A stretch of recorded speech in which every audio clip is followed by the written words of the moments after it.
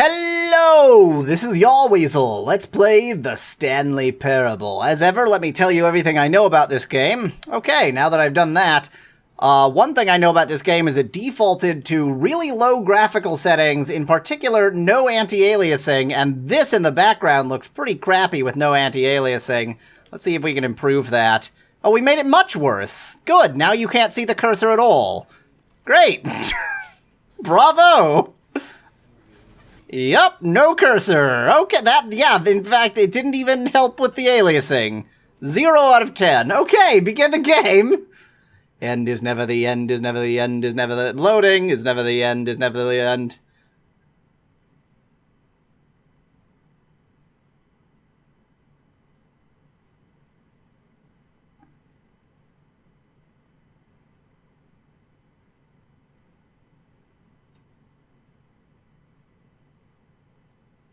Wow, dem loading screens, though. This is what I get for having a mechanical hard drive.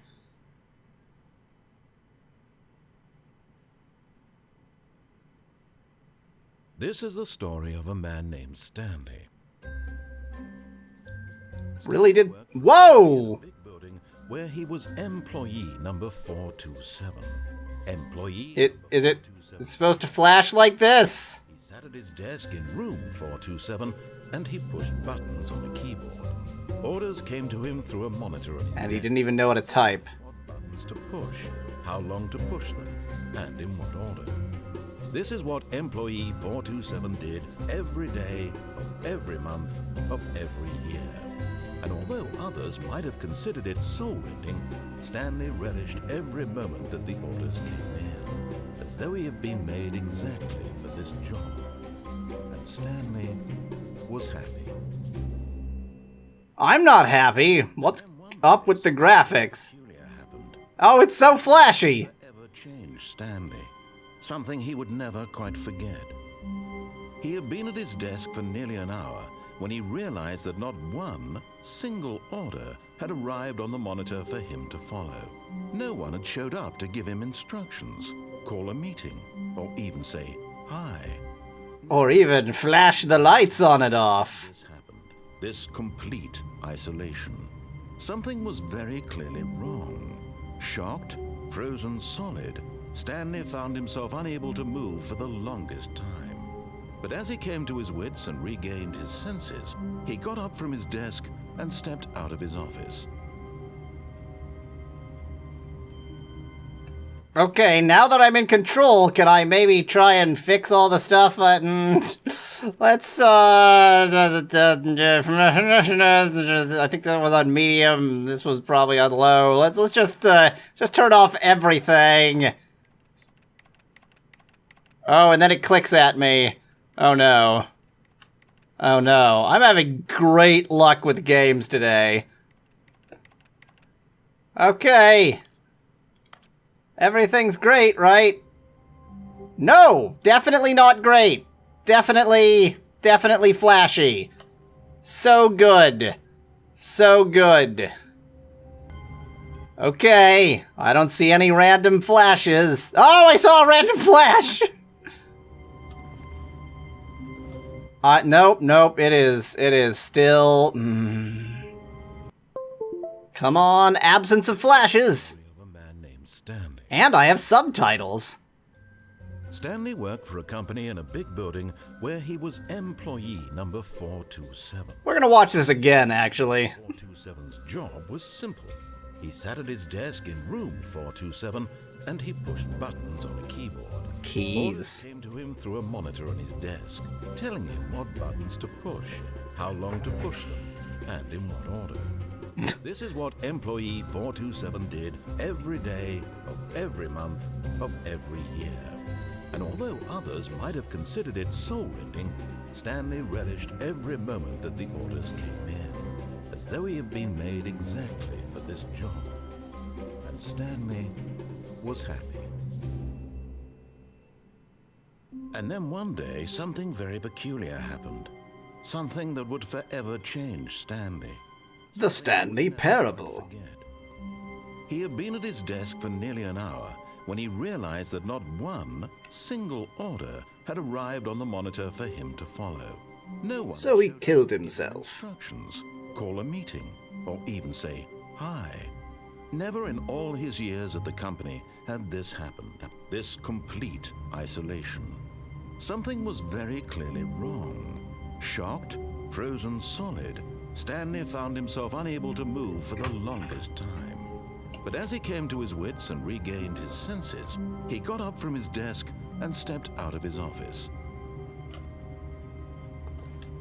Okie dokie. Oh my god. Mouse! More mouse, please. Like, that much. No, like, a lot. There. That might be a bit much. Even that might be a bit much, but we'll try and deal with it for the moment.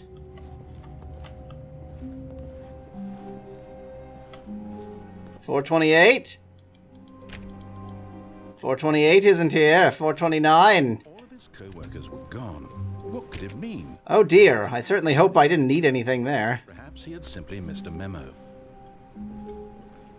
Do I sort of slide a bit? I seem to slide a bit when I stop walking. That's a bit odd. Meeting room. Doesn't look like a meeting is going on.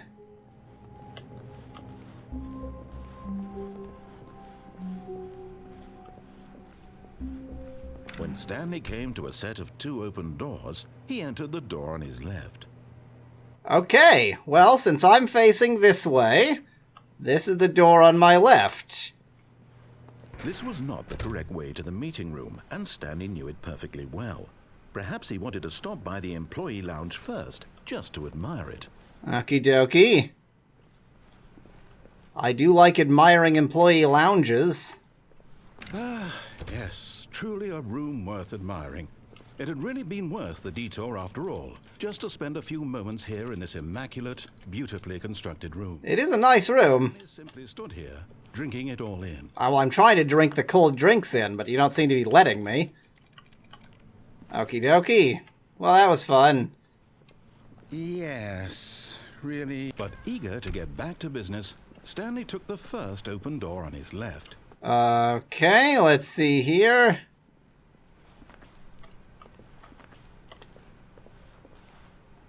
I guess that's the first open door on my left, because I always walk backwards. Stanley was so bad at following directions, it's incredible he wasn't fired years ago. I know, wasn't it? But actually, I followed the directions perfectly. I've merely subverted the directions. Can I save before leaping off here to the death? To my death? Whee! But in his eagerness to prove that he is in control of the story and no one gets to tell him what to do, Stanley leapt from the platform and plunged to his death. I couldn't have said it better myself. Everyone thinks you are very powerful. I certainly think so.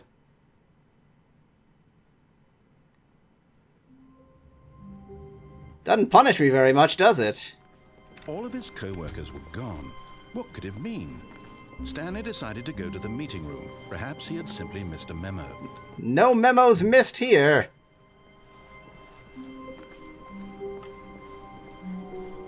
When Stanley came to a set of 2 open doors, he entered the door on his left. I'm going to turn down the mouse sensitivity a little bit. That was a bit aggressive. That's okay. It's actually a bit low again. This was not the correct way to the meeting room, and Stanley... As I've told you, I always walk facing backwards. That was on my left. Why does this game... If this game is saying everything about Stanley, then it knows full well that he always walks backwards. Took the first open door on his left. Doop-a-doop-doo. Doop-a-doop-doo. I mean, it's not really on my left, but it is at some point. Following directions, it's incredible he wasn't fired years ago. Well, okay, this might not be immediate death. Do not jump from the cargo lift while it is in motion. Will cause death. Penalty for misuse of the cargo lift is $1,000, $5,000, and also death for jumping off of it. Look, Stanley, I think perhaps we've gotten off on the wrong foot here. I'm not your enemy, really, I'm not. I realize that investing your trust in someone else can be difficult, but the fact is that the story has been about nothing but you all this time. There's someone you've been neglecting, Stanley. Someone you've forgotten about. Please, stop trying to make every decision by yourself. Now, I'm not asking for me, I'm asking for her. I don't know who she is, so I don't actually care. Your chance to redeem yourself, to put your work aside, to let her back into your life. I don't know who she is. Waiting. Wow, I seem to have run out of choices here. This is definitely death. That's her, Stanley. You need to be the one to do this, to reach out to her. Oh, no, you can't. Did you just unplug the phone? Yep. That wasn't supposed to be a choice. How did you do that?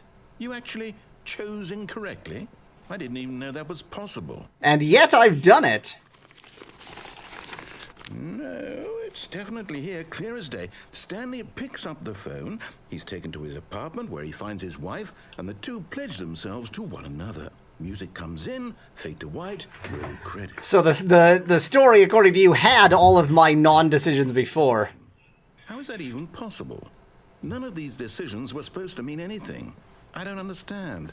How on earth are you making meaningful choices? What did you... Wait a second.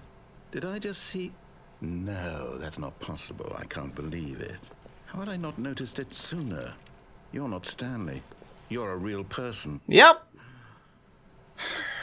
I can't believe I was so mistaken. This is why you've been able to make correct and incorrect choices. And to think I've been letting you run around in this game for so long. If you'd made any more wrong choices, you might have negated it entirely. It's as though you completely ignored even the most basic safety protocol for real-world decision-making. Or did you not grasp the severity of the situation? There is no severity. It's a video game. Watch.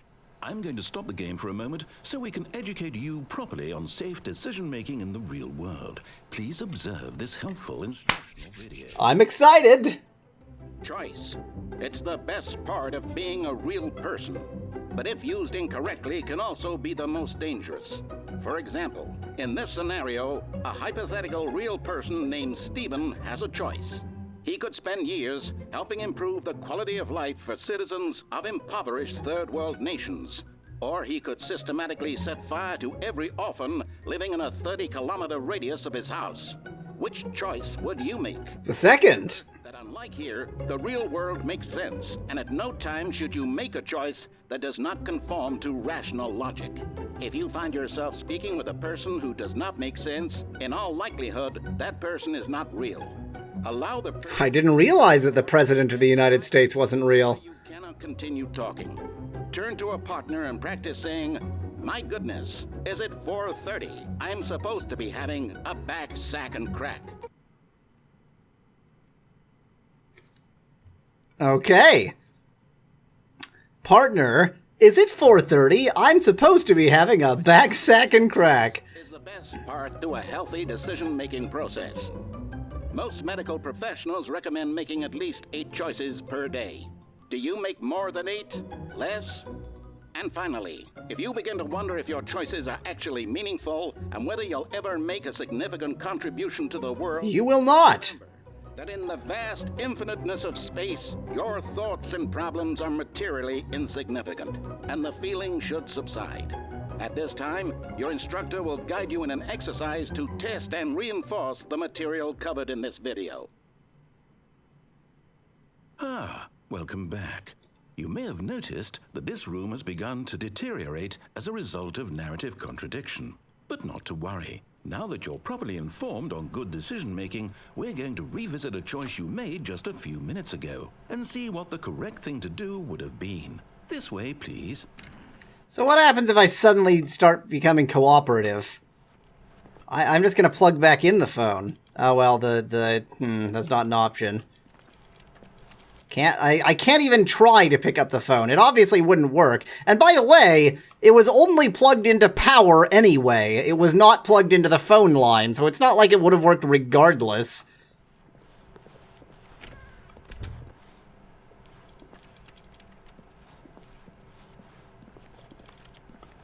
Always explore random things. I'll have that. Apparently I won't.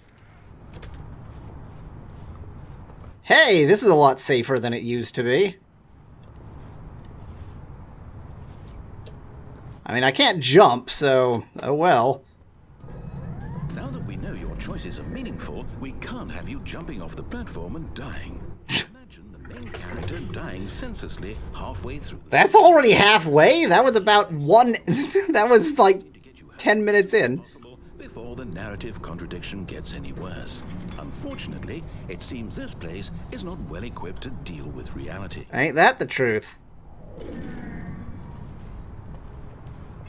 I'll tell you what, we'll have to experience more narrative contradictions next time. Until then, thanks for watching. If you liked the video, I've got thousands more. Just click that channel button. Cheers from Yahweasel.